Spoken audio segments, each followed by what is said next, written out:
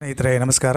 B K academy ಚಾನಲ್ಗೆ ತಮಗೆ ಸುಪ್ರಭುಕ ಸ್ವಾಗತ ಮತ್ತು ಸುಸ್ವಾಗತ. ಇವತ್ತು ಇನ್ನೊಂದು ಹೊಸ ವಿಡಿಯೋದೊಂದಿಗೆ ತಮ್ಮನ್ನು ಭೇಟಿಯಾಗಲಿಕ್ಕೆ ಬಂದಿದ್ದೀನಿ. ಬನ್ನಿ ಇವತ್ತು ಯಾವ ವಿಷಯದ ಬಗ್ಗೆ ವಿಡಿಯೋ ಮಾಡ್ತಿದ್ದೀನಿ ಅನ್ನೋದನ್ನು ನೋಡೋಣ. ಸಹಕಾರಿ ಅಧಿಕಾರಿ ಹುದ್ದೆಗಳಿಗಾಗಿ ಫೆಡರಲ್ ಬ್ಯಾಂಕ್ನಲ್ಲಿ ಕರೆದಿರ್ತಕ್ಕಂತಹ ಪದವೀಧರರಿಗೆ ಈ ಹುದ್ದೆಯನ್ನು ಕರೆದಿದ್ದಾರೆ. ಸೊ ಅದರ ಬಗ್ಗೆ ನಿಮಗೆ ಮಾಹಿತಿಯನ್ನು ಕೊಡ್ತಿದ್ದೀನಿ. ಕಂಪ್ಲೀಟಾಗಿ ಮಾಹಿತಿಯನ್ನು ನೋಡಿ ಅರ್ಜಿಯನ್ನು ಗುಜರಾಯಿಸಿ ಮತ್ತು ಇದರಲ್ಲಿ ಯಶಸ್ವಿ ಆಗಿರಿ ಅಂತ ಈ ಮೂಲಕ ಹೇಳ್ತೀನಿ.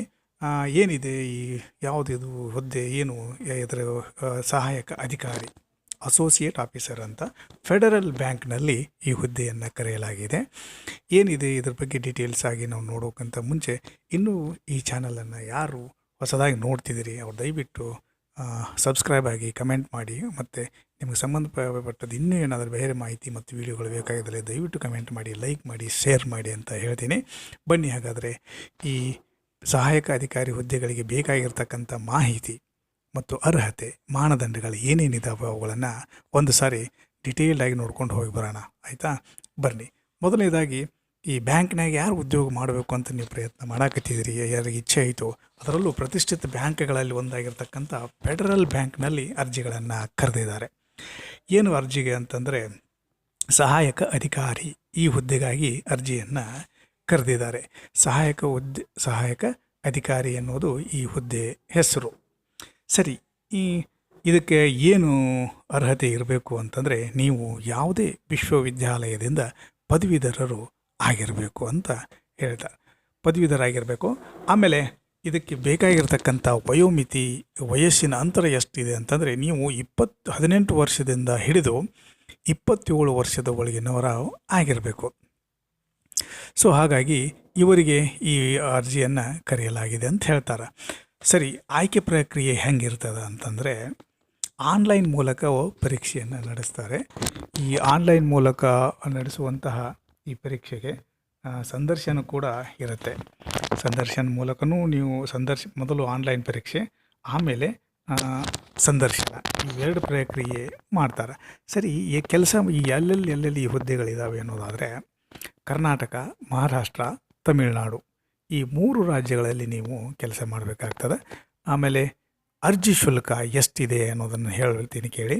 ಅರ್ಜಿ ಶುಲ್ಕ ಬಂದು 350 ರೂಪಾಯಿಗಳ ಅರ್ಜಿ ಶುಲ್ಕವನ್ನು ನೀವು ಪೇ ಮಾಡಬೇಕಾಗ್ತದೆ.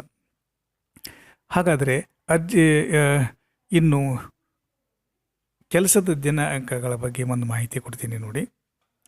ಅರ್ಜಿ ಸಲ್ಲಿಸಬೇಕಾದ್ರೆ ನಿಮಗೆ ಆರಂಭ ಯಾವಾಗ ಆಗಿದೆ ಅಂತಂದರೆ ಆಲ್ರೆಡಿ ಇದು ಆರಂಭ ಆಗಿದೆ.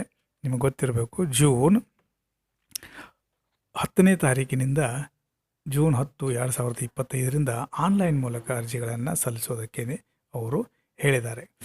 ಅದಾದಮೇಲೆ ಅರ್ಜಿಯನ್ನು ನೀವು ಸಲ್ಲಿಸೋದಕ್ಕೆ ಕೊನೆಯ ದಿನಾಂಕ ಯಾವಾಗಿದೆ ಅಂತಂದರೆ ನಿಮಗೆ 22 ಜೂನ್ 2025ನೇ ತಾರೀಕು ನಿಮಗೆ ಲಾಸ್ಟ್ ಡೇಟ್ ಇದೆ ಅರ್ಜಿಯನ್ನು ನೀವು ಸಲ್ಲಿಸೋದಕ್ಕೆ.